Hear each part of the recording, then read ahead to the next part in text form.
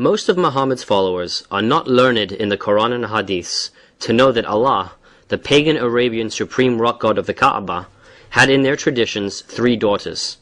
Will you please explain to our listeners the facts? Most of the so-called believers are rarely, if ever, taught about the origins of the cult of Muhammad, for the obvious reasons that these revelations would reflect very badly upon their beliefs.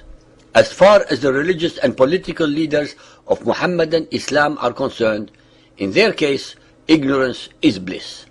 Let us now look at the records that we have available regarding this topic. In pre-Islamic days, called the days of ignorance or al-Jahiliyyah, the religious background of the Arabs was pagan and basically animistic.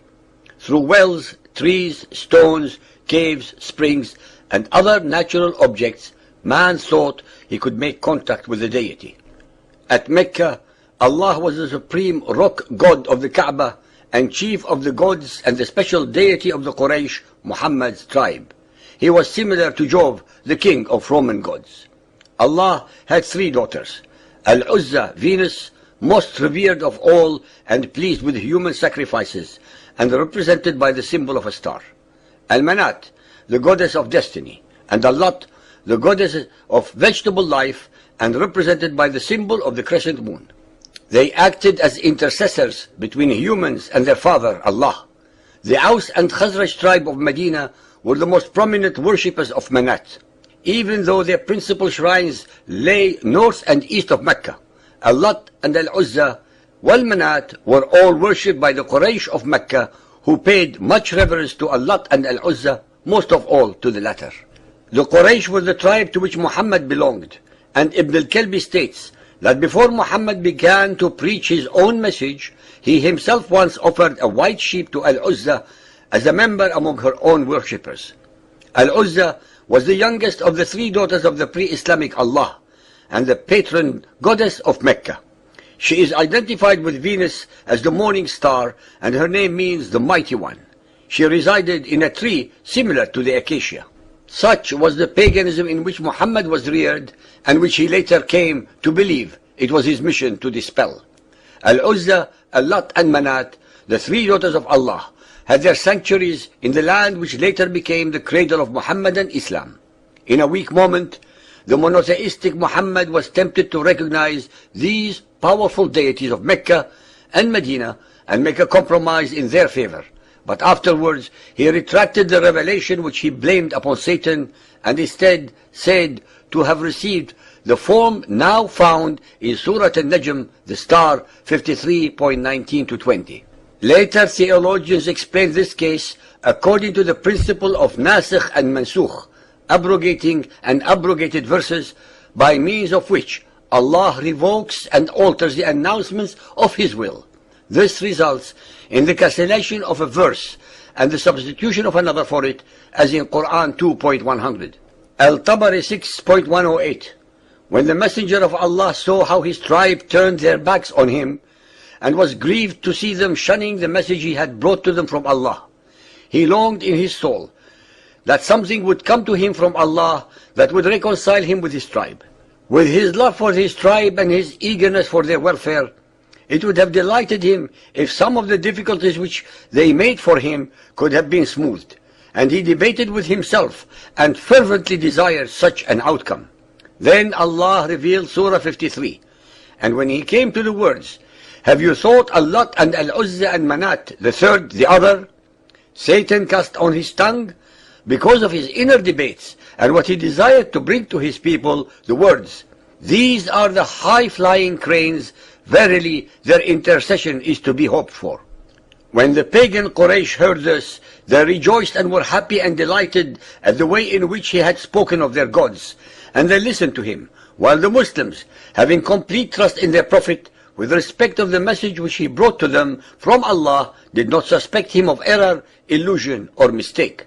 When he came to the prostration, having completed the surah, he prostrated himself, and the Muslims did likewise. The polytheists of the Quraysh and others who were in the Kaaba likewise prostrated themselves because of the reference to their gods which they heard, so that there was no one in the mosque, believer or unbeliever, who did not prostrate himself. Then they all dispersed from the mosque, The Quraysh left delighted at the mention of their gods. This is indubitably an authentic story, since it is impossible to imagine any Muhammadan Muslim inventing such a tale of the notorious satanic verses. What precisely are we to understand by exalted cranes? The Muhammadan authorities were as uncertain about the meaning of Gharaniq as we are. But what they did know was that this was the refrain that the pagan Quraysh used to chant as they circumambulated the Kaaba. Al-Lat, Al-Uzza and Manat, the third, the other. Indeed, these are the exalted Gharaniq. Let us hope for their intercession. It is unthinkable that the men of the later tradition, who regarded Muhammad in every respect as a perfect example for the faithful, would have deliberately invented a story so seriously compromising their prophet. We must therefore assume, as the historical kernel of the tradition, that Surah 53 once embodied a different wording, implying acceptance of the pagan conception of the gods, an implication which Muhammad subsequently felt to be incompatible with belief in the one Allah. The renowned Muhammadan expositor Al-Suyuti, in his Asbab al-Nuzul, page 184, states, Muhammad was in Mecca. He read the chapter of the star.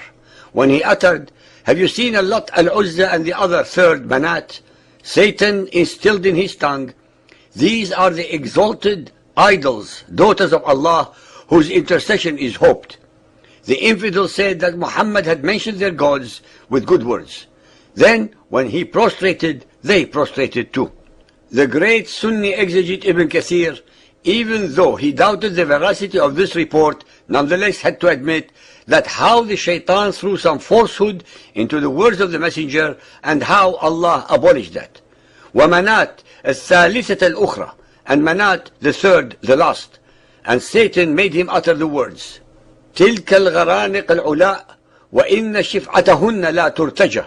These are the exalted idols whose intercession is acceptable to Allah. Bukhari 2.177, narrated by Ibn Abbas. The Prophet prostrated while reciting An-Najm, and with him prostrated the Muslims, the pagans, the jinns, and all human beings. Dear listeners, the hadith asserts that all of humanity, as well as all demons, were witnesses to this event. Many traditionists have recorded it with reference to the chains of narrators. Among them more commonly known are Al-Tabari, Ibn Abi Hatim, Ibn al-Munzir, Ibn Mardoya, Ibn Ishaq, Musa ibn Uqba, and Abu Ma'shar. It is all the more strange that Ibn Hajar, a recognized authority on traditions, insists on the truth of this report and says, as we have mentioned above, 3 of its chains of narrators satisfy the conditions requisite for an authentic report. When Muhammad brought a revelation from Allah, cancelling what Satan had cast on the tongue of his prophet, the Quraysh said, Muhammad has repented of what he said concerning the position of your gods with Allah, and has altered it and brought something else.